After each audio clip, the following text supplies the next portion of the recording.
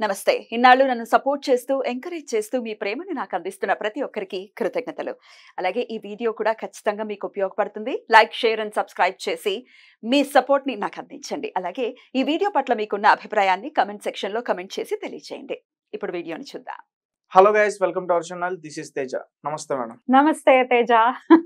So ఇప్పటివరకు కూడా చాలా మందితో మీరు చాలా ఇంటర్వ్యూస్ అయితే ఇప్పటివరకు నిర్వహించారు. చాలా మంచి విషయాలు, ముఖ్యంగా ఎవరైతే మీ సబ్స్క్రైబర్స్ ఉన్నారో మీ భక్తులు అనొచ్చా? అమ్మో, భక్తులే. మన ఫ్యామిలీ మెంబర్స్. సో వాళ్ళందరికీ కూడా చాలా మంచి ప్రొడక్షన్స్ అయితే ఇచ్చారు. నేను కూడా రేర్ గా చూసా. నేను కూడా. సో ఇప్పుడు ఈ వారంలో ఏకాదశి వస్తుంది కాబట్టి, సో ఏకాదశికి చాలా మంది కూడా ఉపవాసం ఉంటారు. సో అలా ఉపవాసం ఉండడం వల్ల ఏంటి ఉపయోగాలు? కొంతమంది ఉపవాసం ఉండలేక మధ్యలోనే మానేస్తారు. అలాంటి వాళ్ళకి ఏమైనా చెప్తారా? రైట్. ఏకాదశి మనం మన ఛానల్లో కూడా చాలా విశేషంగా ప్రతి ఏకాదశి నెలలో 2 ఏకాదశులు ఉంటాయి. ఒక శుక్లపక్ష ఏకాదశి, ఒక బహుళపక్ష ఏకాదశి. సో ఈ 2 ఏకాదశులకు కూడా ఉపవాసం ఉండేదనేది మన శాస్త్రం పెట్టినటువంటి నియమం. ఎందుకు? బాడీని క్లెన్స్ చేయటానికి. ఇప్పుడు మిషన్ కదా, ఒక బాడీని ఒక మిషన్ లాగా అనుకుంటే ఒక రెస్ట్ మోడ్ అనేది ఖచ్చితంగా ఇవ్వాలి. అండ్ ఎప్పుడు పడితే అప్పుడు ఉపవాసాలు ఉండడం అనేది గృహస్థాశ్రమంలో ఉండే వాళ్ళకి చెయ్యకూడదు.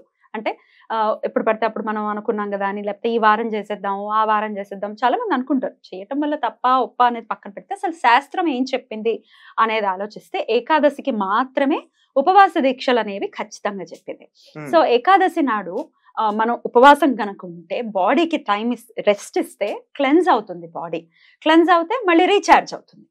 సేమ్ మన వైరస్ ఎలా తీసేస్తాం ఫోన్స్ లో నుంచి, సిస్టమ్స్ లో నుంచి, అలాగే మన బాడీకి వాటర్ ఇస్తూ దాన్ని చక్కగా క్లెన్స్ చేస్తే కొన్ని నిర్జల ఏకాదశులు వస్తాయి. 2 నిర్జల ఏకాదశులు వస్తాయి. అప్పుడు వాటర్ కూడా తీసుకోరు. అది ఇప్పుడు రాదు. ఇప్పుడంటే ఎండాకాలం కాబట్టి ఇప్పుడు రాదు. సో నిర్జల ఏకాదశి అప్పుడు వాటర్ కూడా తీసుకోరు. సో జనరల్ గా ఏకాదశులకి ఖచ్చితంగా కనుక ఉపవాసం ఉంటే మన ఆరోగ్యం చాలా చక్కగా పటిష్టంగా ఉంటాము. మనము ఆరోగ్యం రీత్యా ఏదైనా సమస్యలు ఎదుర్కొనే పరిస్థితులు ఉంటే వాటిని ఖచ్చితంగా మనం అధిగమిస్తాం ఈ ఏకాదశులకు కనుక ఉపవాసం ఉంటే అనేది మన శాస్త్రం చెప్తోంది. శాస్త్రంలో ఎంతో శాస్త్రీయత ఉంది, బోల్డ్ అంత సైన్స్ ఉంది. సో అది మనకి తెలియనంత ఇలా చెప్తే, ఏది దేవుడు, పూజ, లేకపోతే చక్కగా పవిత్రంగా ఉండ, ఇలా చెప్తే మనకి బాగా మెదడులోకి వెళ్తుంది. ఫాలో చేసే వాళ్ళు ఇంకాస్త కాన్సన్ట్రేటెడ్ గా చేస్తారు అని మన పెద్దవాళ్ళు పెట్టి ఉండొచ్చు. సో ఖచ్చితంగా మీరు దేవుణ్ణి నమ్మినా నమ్మకపోయినా ఉపవాసం అనేది చేస్తే మటుకు అది మనకే, ఆయనకి వచ్చేది ఏంటి, అసలు ఆయనకు వచ్చేది ఏం లేదు. సాధారణంగా చాలా మంది కూడా అంటే ఉపవాసం ఉంటే మన కోరికలు తీరుతాయి, మనం అనుకున్నది నెరవేరుతుంది, సో అలా అనుకుంటారు. సో అంటే ఇప్పుడు మీరు చెప్పిన తర్వాత అర్థం అవుతుంది నాకు. అంటే మన కోసమే ఉపవాసం ఉండాలి, మన హెల్త్ బాగుండాలి. డెఫినెట్లీ కోరిక అంటూ మనం కోరుకోవాలంటే మనకి పెద్దవాళ్ళు ఆశీర్వచనం చూస్తే కనుక ఆయుర ఆరోగ్యాలతో అని మొదలు పెడతారు. అంటే అసలు సిసలు కోరిక ఏదైనా భగవంతుడిని కోరుకోవాలి అంటే అది ఆరోగ్యమే. ఎందుకంటే ఆరోగ్యాన్ని మించినటువంటి ఐశ్వర్యం ఇంకోటి ఉండదు. ఆరోగ్యం లేని వాళ్ళకి తెలుస్తుంది, అరే మాకు ఆరోగ్యం ఉంటే చాలు, ఇంకేది వద్దు అని అంటారు. అది శారీరక ఆరోగ్యం అనుకోవచ్చు, మానసిక ఆరోగ్యం అనుకోవచ్చు. నిజంగా మనం హెల్దీగా ఉంటే మన బ్రెయిన్ చాలా చక్కగా పనిచేస్తే మనం బాగా సంపాదించుకుంటాం కదా, వేరే కోరికలకి కాదు. మనం నిజంగా కోరుకోవాలంటే ఆరోగ్యం గురించే కోరుకోవాలనేది నా భావన. అలాగే ఇంకా రకరకాల కోరికలు కూడా. విష్ణుమూర్తికి ప్రీతికరమైనటువంటి ఈ ఏకాదశి, స్థితికారకుడైన విష్ణువు ఇవ్వనటువంటి తీర్చనటువంటి కోరిక అంటూ ఏం లేదు. చాలా మంది రకరకాల కోరికల రీత్యా కూడా చేస్తూ ఉంటారు. కానీ ఏకాదశి ఉపవాసానికి ఉన్నటువంటి ప్రధాన ఉద్దేశం ఏంటి అంటే ఆరోగ్యాన్ని సముపార్జించుకోవటం కోసం మాత్రమే. ఇప్పుడు నన్ను ఎందుకు అడుగుతున్నా ఇవన్నీ, అది చెప్పముందు. అంటే సాధారణంగా ఇప్పుడు మాలాంటి యంగ్ జనరేషన్స్ ఉంటారు కదా మేడం, సో వాళ్ళందరూ కూడా ఇంట్లో వాళ్ళ పెద్దవాళ్ళు చెప్తా గానీ, వాళ్ళ అమ్మ చెప్తా గానీ వింటూ ఉంటారు. సో అంటే ఎర్లీ మార్నింగ్ లేచి ఏదో ఒక ఫుడ్ తినేసి దాని తర్వాత స్నానం చేసి, సో ఈవినింగ్ వరకు కూడా వెయిట్ చేసి అట్లా, అవి ఉపవాసాల కిందకి రావు. అది మన శాస్త్రంలో లేదు, మన హైందవంలో అయితే అలాంటిది లేదు. అంటే పొద్దున్నే తినేది ఒక సందర్భంలో తింటాం, అట్ల తద్ది అని చేస్తారు. తెలుసు కదా, ఆడపిల్లలు అది గోరింటాకు పెట్టుకుని చెద్దన్నం తిని ఉయ్యాలు లూగుతూ అది మాత్రం ఎర్లీ మార్నింగ్ తినేస్తారు. అదొకటే తప్ప తినేసిన తర్వాత ఉపవాసం అనేది మన ధర్మంలో అయితే లేదు అనేది నా నాలెడ్జ్ లో నాకు ఉన్నటువంటి విషయం, తెలిసిన విషయము. ఇందుకే నేను అడిగింది చెప్పలేదు తేజ, నన్ను ఎందుకు అడుగుతున్నావు ఇప్పుడు ఇవి? అంటే ప్రతిసారి కూడా మీరు ఉపవాసాలు అవి చేస్తూ ఉంటారు, అలాగే ఓన్లీ ఏకాదశికే చేస్తూ ఉంటారు. ఓకే, అంటే అది వచ్చినప్పుడు చేస్తూ ఉంటారు, చాలా మంది కూడా చెప్తా ఉంటారు కదా, సో అందు గురించి అడుగుతున్నా. డెఫినెట్లీ నేను 24 ఏకాదశులు చేయాలని సంకల్పించుకున్నాను. నేను పంచాంగాలు చదువుతూ ఉంటాను కదా డైలీ, మన ప్రేక్షకుల కోసం చదువుతూ ఉంటాను కదా, అందులో ఒక పర్టికులర్ డే అప్పుడు ఇది మార్గశీర్ష మాసంలో అనుకుంటా, దానికన్నా ముందు ఇప్పటి నుంచి 1 year పాటు చెయ్యాలి అని చెప్పి నేను చదవటం జరిగింది. అంటే సంవత్సరం మొత్తం కూడా 24 అంతే కదా, నెలకి 2 కదా, 24 ఏకాదశులు, 12 ఏళ్ళు 24 కదా, 24 అధిక మాసం వచ్చినప్పుడు ఇంకో 2 ఎక్స్ట్రా అవుతాయి, 26 అవుతాయి. సో సరే చేద్దాము, మన కోసమే కదా మన ధర్మం చెప్పింది, ఇదైనా చేయకపోతే ఎట్లా, ఇప్పుడు వయసులో ఉన్నప్పుడే చేయకపోతే, మనం వయసులో ఉన్నప్పుడు సంస్కరించుకోవాలి మనసుని కదా. At one point of time ఖచ్చితంగా మనం ఈ వే కాదు, ఇంకొక వే ఏదో ఉంది అని మెల్లగా మనం అటు డ్రైవ్ చేస్తే మెల్లమెల్లగా అలవాటు అయిపోయి మనసు తర్వాత చెప్పటం మొదలు పెడుతుంది, ఏకాదశి ఉపవాసం ఉండు అని. ముందేమో వద్దులే అబ్బాయి ఏకాదశి ఉపవాసం అని మనం ఏమైనా ముసలోళ్ళం అని అంటాం కాదు. ముసలోళ్ళు అయిన తర్వాత ఎలా అలవాటు వస్తుంది? ముందు నుంచి చేస్తేనే కదా అలవాటు వస్తుంది. LKG నుంచి చదివిన తర్వాతే కదా PG అవుతుంది. డైరెక్ట్ గా PG చేసేద్దామంటే కుదరని పని. అందుకని ప్రతి ఏకాదశికి ఖచ్చితంగా ఉపవాసం ఉండటం అనేది ఖచ్చితంగా నేను అలవర్చుకున్నాను, చేస్తున్నాను, అది ఈశ్వర కృపతో. ఓకే, అంటే ఆ రోజును అంటే ఎవరిని పూజించాలి? విష్ణుమూర్తిని మాత్రమే. విష్ణుమూర్తిని పూజిస్తే శివయ్యకి ఇష్టం, శివుడిని పూజిస్తే విష్ణుమూర్తికి ఇష్టం, వాళ్ళిద్దరికి అభేదం కాబట్టి ప్రత్యేకించి ఏకాదశి వ్రతం మాత్రం విష్ణుమూర్తి కోసం చేస్తాం అన్నమాట. రైట్, అంటే ఇప్పుడు ఈ వచ్చే వారంలో ఏకాదశి వస్తుంది, సో మరి ఆ ఏకాదశి విశిష్టత ఏంటి? ఖచ్చితంగా శుక్రవారం వస్తోంది ఈ ఏకాదశి, పాప విమోచన ఏకాదశి. అయితే పేరు ఉండడానికి గల కారణం ఏంటి? పూర్వం ఎవరైనా మన పురాణాల్లో ఎవరైనా ఈ ఏకాదశిని ఆచరించారా అని ఖచ్చితంగా అడిగితే దానికి ఖచ్చితంగా ఆన్సర్ ఉంది. శ్రీకృష్ణుడు యుధిష్ఠిరుడికి చెప్పాడు ఈ పాప విమోచన ఏకాదశిని చెయ్యి అని చెప్పి చేయించారు కూడా. అసలు కథ విషయానికి వస్తే పూర్వము మేధావి అని ఒక ఋషి ఉన్నారు. ఆయన ఘోర తపస్సు చేస్తున్నారు శివుడి కోసం, శివుణ్ణి తన భక్తి చేత మెప్పించాలి అని చెప్పి ఘోర తపస్సు చేస్తూ ఉంటే డెఫినెట్ గా ఎవరికైనా తపోభంగం కలిగించడం కోసం డీవియేట్ చేస్తూ ఉంటారు. అప్సరసలు అవ్వచ్చు, ఇంద్రుడు అవ్వచ్చు, మనం పురాణాల్లో కథల్లో వింటూ ఉంటాం. అలా ఆయన తపోభగ్నం చెయ్యాలి అని చెప్పి ఒక అప్సరస అలాగే చెవ్యన ఋషి కుమార్తె మంజుఘోష ఇద్దరు కూడా వచ్చారట. అయితే ఆయన తపం ఎప్పటికీ భంగం అవ్వట్లేదు. అప్సరస వల్ల, ఒక అప్సరస వచ్చిందన్నాను కదా, ఆవిడ వల్ల అవ్వలేదు. కానీ ఆవిడ వెళ్ళిపోయింది. మంజుఘోష మాత్రం ఎలా అయినా ఆయన తపభంగం కలగాలి అని చెప్పి ఆవిడ కంటిన్యూస్ గా ట్రయల్స్ చేస్తూనే ఉన్నారు. మొత్తానికి ఆయన ఆకర్షితుడయ్యాడు. ఆయన తపస్సు వదిలేసి ఆవిడ్ని పెళ్లి చేసుకోవటం, సంసార జీవితంలో ఉండటం అనేది జరుగుతుంది. కొన్నాళ్ళ తర్వాత ఈ మంజుఘోషకి ఆయన మీద ఇంట్రెస్ట్ తగ్గిపోతుంది. వెళ్ళిపోదాము, ఇక్కడ ఈయనతో ఈ సంసారంలో ఉండటం ఏంటి అని అనుకుంటుంది.